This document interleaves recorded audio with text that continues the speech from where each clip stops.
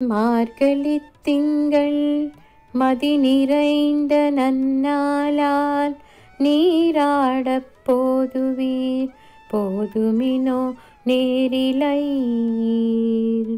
சீர்மல்குமாயிப் பாடி செல்வச் சிறுமீர்கால் கூர்வேல் கொடுந்துளிலன் நந்தகோபன் குமரன். ஏரார்ந்த கண்ணிய சோதை இளம் சிங்கம் கார்மேனிச் செங்கண் கதிர் மதியம்போல் முகத்தான். நாராயணனே நமக்கே நாராயணனே நமக்கே பறை தருவான் பாரோர் புகழப் படிந்து ஏலோரெம்பாவா.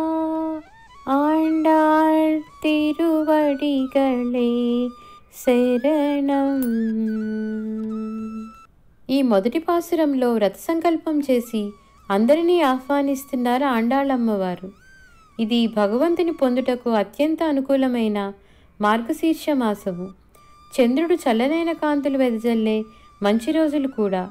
అందమైన ఆభరణములు ధరించి ఐశ్వర్యంతో నిండిన రేపల్లిలో సంపదతో తులుతూగుతున్న ఓ బాలికామణులారా, ఈ మార్గశీర్ష స్నానం చేయాలని ఎవరైతే సంకల్పించుకున్నారో వారంతా రండి, ముందుకు నడవండి.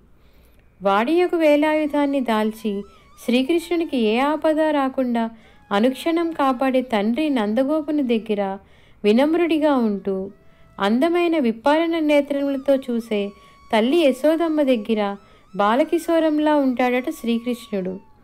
నీలమేఘ ఛాయతో ఎర్రని తామరల వంటి కళ్ళతో ప్రియమైన వారికి ఆహ్లాదమనర్చే చంద్రునిలా, శత్రు సమూహానికి తీక్షణమైన సూర్యుని రీతిగా తోచే దివ్య ముఖబింబము కలిగిన నారాయణుడే అతనిని తప్ప మరొకరిని ప్రార్థించని మనకు మనమేమి కోరుకుంటున్నామో దానిని అనుగ్రహించటానికి సిద్ధంగా ఉన్నాడు.